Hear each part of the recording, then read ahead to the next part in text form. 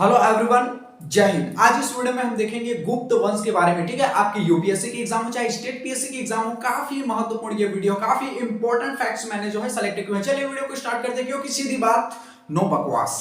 ठीक है, गुप्तकालीन भारत। आज इस वीडियो में हम देखेंगे गुप्त वंश के बारे में। गुप्त वंश थोड़ा लंबा है, इसको दो वीडियो में मैं बनाऊंगा आपकी जानकारी के लिए। पहले ही शुरू में मैं बता देता हूं, ठीक है। इसमें जो है 4 राजाओं को इस वीडियो में देख लेते हैं। जस्ट इसके बाद अगला वीडियो आएगा, उसमें जो गुप्त वंश है कंप्लीट हो जाएगा। ठीक है, क्योंकि एक ही वीडियो में करूंगा तो आपको बहुत लेंथी हो जाएगा, बहुत बड़ा हो जाएगा ये वीडियो। ठीक है, तो इसमें पहले 4 राजाओं को कर लेता हूं, फिर जो बचे हुए जो राजा हैं, शासक है, उनको अगले वीडियो में कर दूंगा। यानी कि 2 वीडियो में जो गुप्तकालीन भारत है या गुप्त वंश है कंप्लीट हो जाएंगे। ठीक है, चलिए वीडियो को स्टार्ट करते हैं।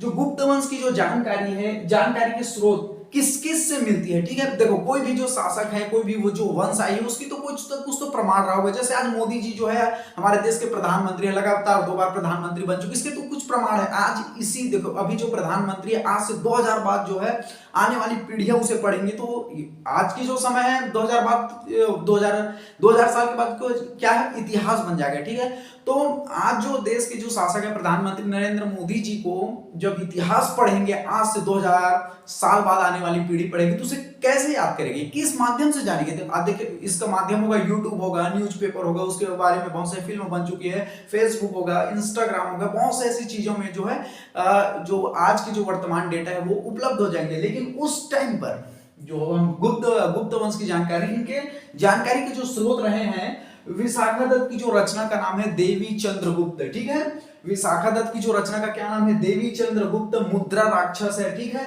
बाण भट्ट की जो रचना का नाम है हर्षचरित, विदेशी जो यात्रा फयान है, इनकी जो पुस्तकों में हमें जो है गुप्त वंश की जानकारी मिलती है। ठीक है, आपको ध्यान से समझना है, समझ में आए। देखो कोई भी हिस्ट्री, आज की जो हिस्ट्री, आज का समय अभी 2000 साल बाद जो है हिस्ट्री बन जाएगी, इतिहास बन जाएगा। तो आज की जो समय को तो स्वाभाविक बात है, यूट्यूब में आज भी अपलोड है हमारा जो वीडियो है, हम जो वीडियो बनाते हैं, आज से 200 साल बाद देखेंगे तो क्या होगा। हमारे YouTube एक प्रमाण है कि हम भी जो है यूपीएससी का जो है सिलेबस कंप्लीट कराते हैं इसमें। तो उस टाइम पर ये जो है बहुत सी रचनाएं रही, बहुत से पुस्तक रहे हैं। कभी कभी आप सम्राट अशोक का अभिलेख देखेंगे, उस टाइम पर पत्थरों से लिखवा दिया जाता था, स्तंभ लिखता था। बहुत से ऐसी इतिहास की जानकारी हमें इन सब चीजों से मिलती है। तो गुप्तकालीन जो है, गुप्त या वंश का जो है प्रथम शासक आपको डायरेक्टली क्वेश्चन पूछा जाता है, तो इसका जो नाम है श्रीगुप्त। ठीक है, और ये जो श्रीगुप्त थे, सामंत थे। आपको ध्यान में रखना है, डायरेक्टली आपसे क्वेश्चन पूछा जाता है कि गुप्त वंश का जो प्रथम शासक है श्रीगुप्त, क्या राजा थे?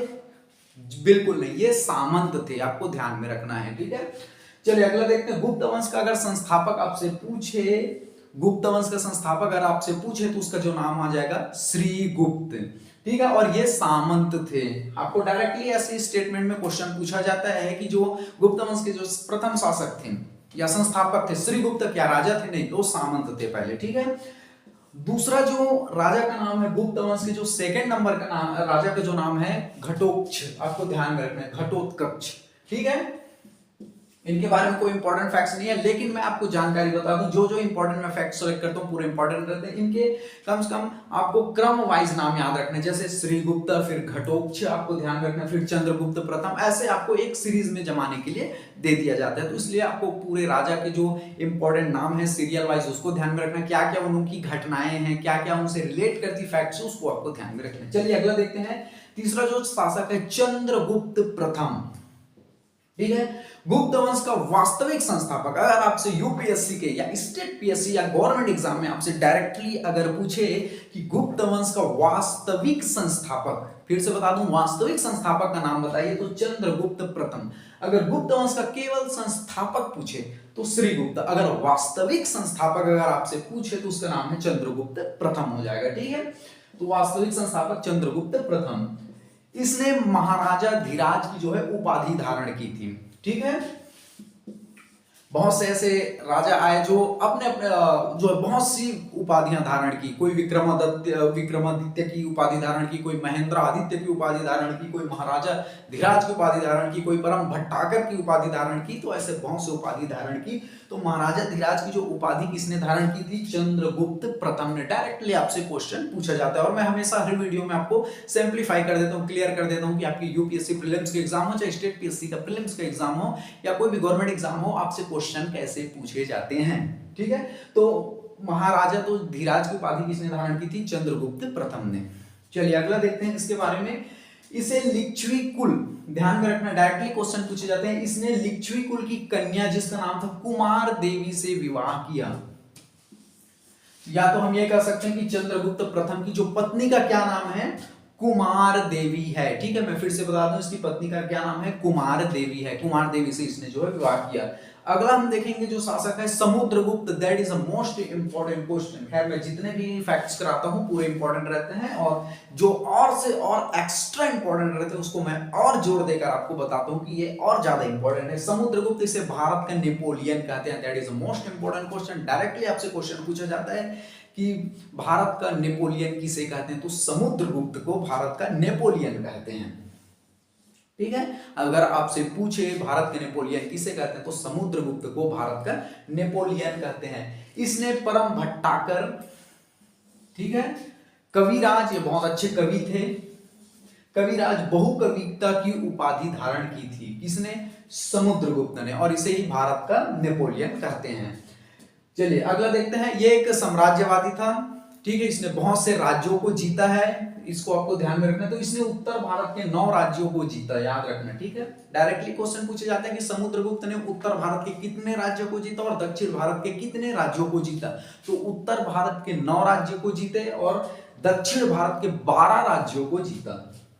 ठीक है, 12 राज्यों को जीता। हमारा भी नाम जीता साहू है, ठीक है, हमारे YouTube चैनल का भी नाम जीता साहू है। तो समुद्रगुप्त ने उत्तर भारत के 9 राज्यों को और दक्षिण भारत के 12 राज्यों को जीता। डायरेक्टली आपसे क्वेश्चन पूछे जाते हैं। ठीक है, इन्होंने बहुत क्षेत्र पर जो है युद्ध के जरिए हो गए, इन्होंने बहुत ही योग्य शासक था, नो डाउट, बहुत ही प्रतापी शासकों में से एक था समुद्रगुप्त। इसे भारत का नेपोलियन कहा जाता है। ठीक है, अगला देखेंगे, इसे धरणी बंद भी कहते हैं। डायरेक्टली क्वेश्चन पूछे जाते हैं कि निम्न में से शासक या कौन से शासक है जिसे धरणी बंद कहते हैं। धरणी बंद का मतलब होता है पृथ्वी को बांध लेना। ठीक है, देख लो कि 9 राज्य उत्तर भारत के, दक्षिण भारत के 12 राज्यों को, ये तो पूरा पृथ्वी को ऐसे ही बांध दिया था। ठीक है, तो धरणी बंद किसे कहते हैं, समुद्रगुप्त को कहते हैं। अगला हम देखेंगे समुद्रगुप्त के दरबारी कवि का नाम बताइए। उस टाइम पर तब देखेंगे जो राजा थे, जो बहुत बहुत अच्छे अच्छे विद्वान व्यक्ति को अपने दरबार में रखते थे। ठीक है, जैसे अकबर के भी नाम आप देखेंगे, जब हम मध्यकालीन भारत में सिलेबस जैसे जैसे कंप्लीट आगे बढ़ेगा वहां पर भी देखेंगे, तो समुद्रगुप्त ने भी अपने दरबार में जो एक कवि रखे थे, उसका नाम था क्या था, हरिसेन। इनके नाम याद रखना है। आपको पूछ दिया जाएगा कि समुद्रगुप्त के दरबारी कवि का क्या नाम है, तो उसका दरबारी कवि का क्या नाम है, हरिसेन है। That is the most important question. ठीक है, और इसकी रचना आपको ध्यान में रखना है। तो हरिसेन की जो रचना का क्या नाम है, प्रयाग प्रशस्ति। हरिसेन की रचना का क्या नाम है, प्रयाग प्रशस्ति। डायरेक्टली क्वेश्चन पूछे जाते हैं कि हरिसेन की रचना का क्या नाम है, प्रयाग प्रशस्ति है। और जितने भी कवि हुए उनकी रचनाओं को आपको नाम याद रखना है। जैसे कि बाणभट्ट की जो रचना का नाम है हर्षचरित, कालिदास की रचना का नाम है मालविका अग्निमित्र, अभिज्ञान शकुंतलम। इस तरह से आपको ध्यान में रखना है। जैसे चरक की चरक संहिता। तो जितने भी हुए हैं उनकी साहित्य या रचना को आपको ध्यान में रखना है। हरिसेन की जो रचना का क्या नाम है, प्रयाग प्रशस्ति। डायरेक्टली क्वेश्चन पूछे जाते हैं और इसको नजरअंदाज तो बिल्कुल मत कीजिएगा। चलिए समुद्रगुप्त के हम सिक्के देखेंगे। जो शासक आए अपने अपने हिसाब से सिक्के चलवाए, कोई सोना का, कोई चांदी का, कोई तांबे का, कोई शीशा का। उसमें अंकन भी कोई करता, कोई नंदी की बैल को रख देता, कोई, ठीक है, कोई अपने हिसाब से त्रिशूल का, कोई गरुड़ का रख देता, कोई महाकाल का जो चिन्ह रख देता अंकन। तो समुद्रगुप्त के सिक्के में आपको क्या देखने को मिलेगा, गरुड़, धनुर्धर, ठीक है, वीणा शरण, अश्वमेघ का अंकन आपको देखने को मिलेगा। ठीक है, आज जैसे हमारे नोट में आप देखेंगे महात्मा गांधी जी की चित्र रहते हैं। ठीक है, तो उस टाइम पे बहुत से ऐसे शासक आए जो है नंदी बैल का, महाकाल का, गरुड़ का, धनुर्धर का, ऐसे जो है अंकन उनके सिक्काओं में देखने को आपको मिलेगा। ठीक है, इसके घोड़े 3 समुद्र का पानी पीता था। डायरेक्टली आपसे क्वेश्चन पूछे जाते हैं कि वह कौन सा शासक है जिसका घोड़ा जो है 3 समुद्र का पानी पीता था। डायरेक्टली क्वेश्चन पूछे जाते हैं और मैं हर क्वेश्चन को आपको सिंप्लीफाई करते चले जा रहा हूं। ठीक है, तो समुद्रगुप्त की जो घोड़ा था वो 3 समुद्र का पानी पीता था। ठीक है, बहुत इंपॉर्टेंट क्वेश्चन है। डायरेक्टली आपसे इस तरह से क्वेश्चन पूछे जाते हैं। और मैं फिर से अभी से बता दूं कि ये गुप्त वंश से 2 वीडियो में कंप्लीट होगा। ये तो ये जो चल रहा है और इसके जस्ट बाद में वीडियो लाऊंगा, उसमें पूरे गुप्त वंश कंप्लीट हो जाएंगे, क्योंकि एक ही वीडियो में बहुत लंबा लेंथी बड़ा हो जाता है, आपको भी समझने में थोड़ा दिक्कत हो सकता है। ठीक है, चलिए अगला देखते हैं। श्रीलंका के शासक मेघवर्मन ने, श्रीलंका के जो शासक का क्या नाम है, डायरेक्टली आपसे क्वेश्चन पूछे जाते हैं। मेघवर्मन ने, एक मिनट,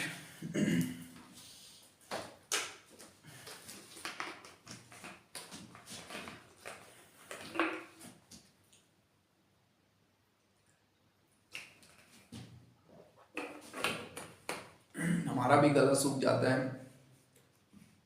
रात के 11 बजे से शूट कर रहे हैं, अभी सुबह के 2 बज चुके हैं। लगातार काम चलता रहता है, गला भी हमारा सूख जाता है। ठीक है, देखो एक बात और याद रखना, जिंदगी में मेहनत करने से कभी कतराना मत। ठीक है, हमारा भी अभी लगातार 4 से 5 घंटे हुआ, रोज हमारा ऐसे ही यूट्यूब पर वीडियो जो है शूट होते रहता है। ठीक है, हमारे इस चैनल को लॉन्च करने का केवल एक ही मध्य है, आप जितने भी देख रहे हैं मेरे को, इंडिया के तमाम जितने भी एस्पिरेंट मेरे को देख रहे हैं, मेरा हमेशा से इस बात को लेकर प्रयास है कि मेरा वीडियो बनाने का मेन उद्देश्य ये है कि उस गरीब से गरीब स्टूडेंट तक इस वीडियो को पहुंचाना, जो पैसे को लेकर बहुत दिक्कत है, जिसके घर में जो है एफोर्ड करने के लिए जो है पैसे नहीं है, पढ़ने के लिए पैसे नहीं है, वो हमारे YouTube चैनल से फ्री ऑफ कॉस्ट पढ़ सके, उस दिन हमारा ये जीवन धन्य हो जाएगा। मुझे एक बात और ये पता है कि यहाँ जिंदगी का कोई ठिकाना नहीं है, कल के दिन मैं जिंदा रहूं या ना रहूं, कम से कम मेरी ये वीडियो जो चल रही है वो जिंदा रहना चाहिए, ताकि वो गरीब से गरीब व्यक्ति पढ़ सके। हम अपने लिए उतना कुछ सोचते भी नहीं, बस है कि जिंदगी एक बार मिली है, तो उस परमपिता परमेश्वर से भी जब यहाँ से हम चले जाएं तो कम से कम उनसे आंख से आंख मिलाकर भी हम बोल सके कि हे प्रभु, आपने जो जीवन दिया था उसे हमने कम से कम एक सही दिशा में काम किया। ठीक है, और मेहनत करने से तो कभी कतराइएगा मत, जिंदगी का ही दूसरा नाम मेहनत है। मेहनत करने से कोई, दुनिया सो रही है, हम आपके लिए मेहनत कर रहे हैं, और मैं कल के दिन में हमारे YouTube से भी इनकम आएगा तो उसका 80% हम समाज सेवा में लगा देंगे। ठीक है, इसलिए जिंदगी में मेहनत कीजिए, एक अच्छे काम कीजिए, अपने आप को एक दिशा दीजिए, गलत काम करने की अपेक्षा हमेशा अच्छे काम कीजिए। हमारा यही प्रयास है, हम तो इसी अप्रोच से चलते हैं, क्योंकि आज है तो जिंदगी आज है, कल रहे न या ना रहे, तो कुछ अच्छी चीज हम आने वाली पीढ़ियों को दे दें। ठीक है, चलिए अगला कहां पर आए थे, तो श्रीलंका के जो शासक है मेघवर्मन, उसका क्या नाम है, मेघवर्मन ने गया में बौद्ध, याद रखना, बौद्ध मंदिर बनवाने की अनुमति मांगी। देखो जब समुद्रगुप्त जो है शासक थे, तो उस समय जो श्रीलंका के मेघवर्मन ने कहा कि भैया हमको जो है गया में बौद्ध मंदिर बनवाना है, हम आपसे अनुमति मांगने आए हैं, तो समुद्रगुप्त ने कहा ठीक है जाओ बनवा लो। ठीक है, तो आपको ध्यान में डायरेक्टली क्वेश्चन पूछे जाते हैं कि श्रीलंका के शासक का क्या नाम है, मेघवर्मन था, जिसने गया में बौद्ध मंदिर बनवाने के लिए जो है समुद्रगुप्त से अनुमति मांगा था, और समुद्रगुप्त ने अनुमति दिया भी था।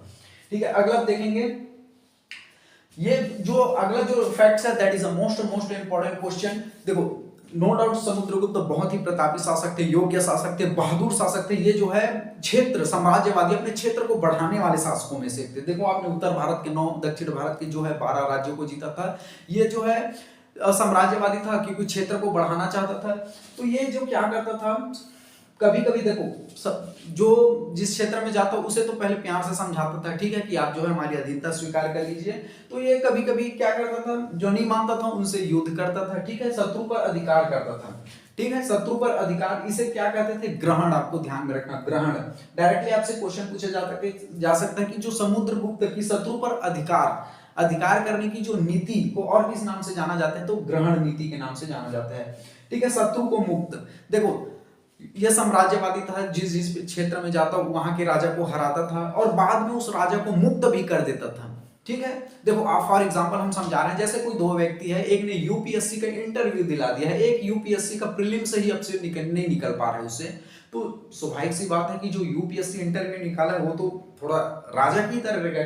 ठीक वैसे ही देखो कोई भी शत्रु इनसे हार गया तो वो उनके नीचे ही समान रहता है। ठीक है, ऑलरेडी उसका लेवल नीचे हो गया इनके सामने, तो ये जो है मुक्त भी कर देता था। इसे क्या कहते थे, मोक्ष की नीति भी अपनाता था। समुद्रगुप्त जो है ग्रहण की नीति, यानी कि शत्रु पर अधिकार करता था, फिर उसे छोड़ भी देता था, क्योंकि ऑलरेडी पता है आपका वैल्यू जो है हमारे सामने नीचे ही है। जो उनसे हार गए उनका क्या वैल्यू रहेगा उनके सामने, जीतने वाले व्यक्ति के सामने। ठीक है, तो मोक्ष की नीति अपनाता था। और तीसरा हम देखेंगे राज्य को लौटाना।